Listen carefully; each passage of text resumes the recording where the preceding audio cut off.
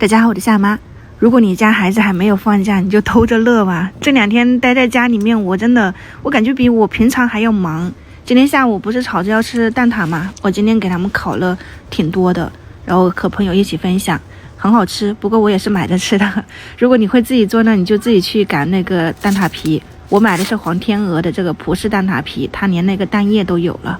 就现在好像是49.8块，有2盒嘛，就有16个蛋挞，连带那个蛋液都有。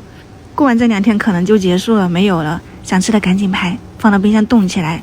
过年的时候人多嘛，你直接把这个蛋挞液解冻了以后，放到蛋挞皮里面烤着吃就可以了。这2个的配料表我就放在一起，大家稍微的参考一下。挺干净的，就和在家里面自己做一样，没那么多时间去费的话呢，咱们就买着吃。如果是说能自己做，那就自己去尝试，都是一种选择。